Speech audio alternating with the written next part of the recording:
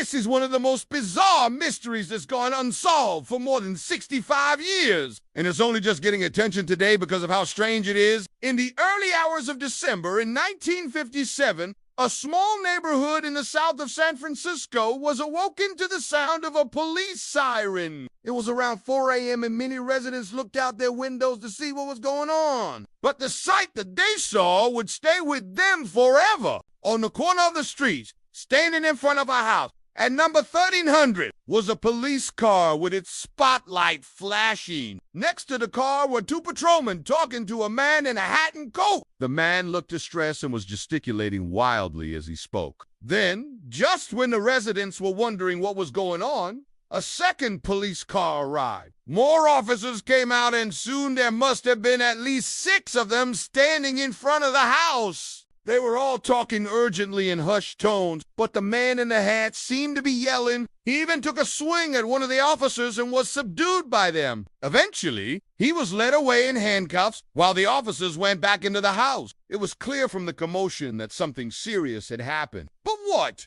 We may never know for sure, but this much is certain. That night, 5 people living at the house disappeared without a trace. And in the decades since then, nobody has ever been able to solve the mystery of what happened to them or where they went. So here are the disturbing details behind the vanishing of the family from 1300. Horace and Jean Wayner lived in the house with their 3 sons. 28-year-old Horace Jr., 24-year-old Gerald, and 16-year-old David.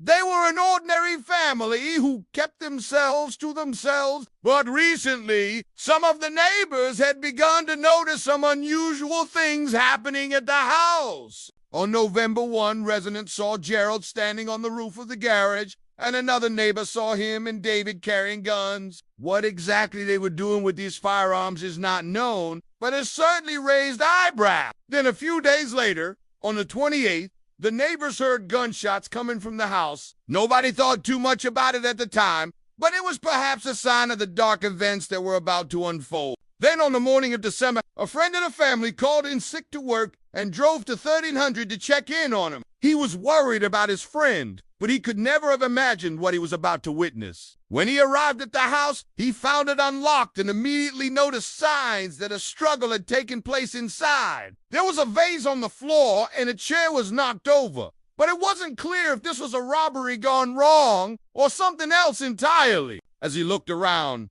he saw blood in several places, including a trail leading from the kitchen through the dining room and down a hallway. Blood was also smeared on the walls, making it clear that someone had tried to get away but had slipped and fallen. Afraid that his friend might be hurt somewhere, he left the house and walked next door to tell his neighbor to call the police. By this time, other neighbors had also come out of their houses after hearing about what was going on. When the police arrived, they followed the blood trail inside and were horrified by what they saw. In the bathroom, they found the bodies of Horace Jean and their youngest son, David, lying in a pool of blood. It looked like they had been shot, but their wounds were oddly close together, suggesting that they hadn't moved once they were hit. Whoever had fired the shots had definitely meant to kill them. But what about the other 2 sons? The police searched the house and found that everything was in order. Their beds were neatly made and their possessions were all there. It was as if they had just stepped out for a bit and had never come back. At first, the police believed that the brothers had fled to avoid being implicated in the crime and that they would turn up somewhere. But they turned into night and still there was no sign of them. A massive manhunt was launched, but it was fruitless, and the brothers were never found. To this day, we don't know what happened to the family, but there are several theories. One is that the Wieners were involved in some sort of criminal activity and that their sons were killed by rivals. Another theory is that Horace was involved in a crime ring in the city and that this was why the family was targeted. But neither of these theories can be proved and there is no evidence to support them. One thing that doesn't seem to make sense is that the killer or killers had carefully cleaned up the crime scene. The only signs of a struggle were the overturned chair and the bloodstain.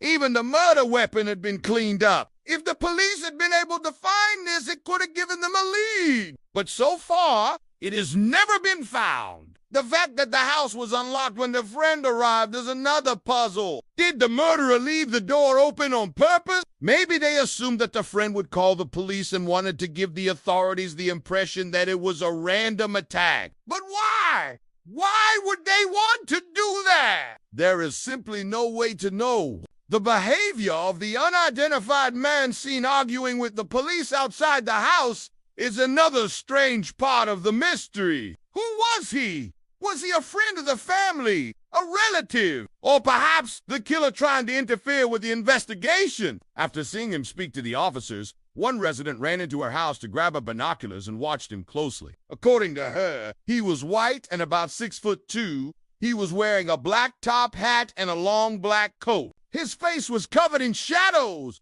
but she could see that he was gesturing wildly and talking in a very animated way. At one point, he even lunged forward as if trying to break past the officers and reach the house, but they held him back and eventually led him away. To this day, we don't know who this mysterious man was. The truth is, we don't know anything about what happened at 1300 that night. The most tragic part of the case is that the murderers of the Wieners remains unsolved because the police never found any leads. They didn't even have a motive. The case went cold and everyone moved on with their lives. But the family at 1300 were never able to find out what happened to their loved one. And their sons were never able to find out what happened to their parents and younger brother. This tragic event shook the neighborhood and even the city. In the days after the murders, people were afraid to walk around. Extra patrols were put in place, and the media descended on the town, eager to learn more about the case. But nobody had any answers. Even today, people in San Francisco remember the case and wonder about what happened that night. Some believe that the sons committed the murders, while others think that an intruder was responsible. Most people agree that this is one of the strangest cases that the police have ever had to deal with,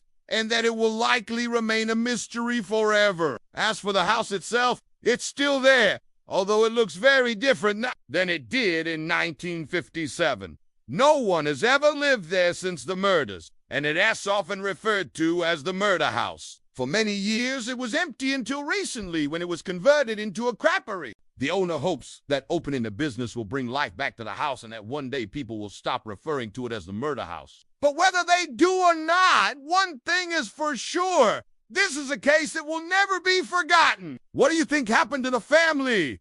Let us know in the comments below. Be sure to stay tuned for more videos. See you next time.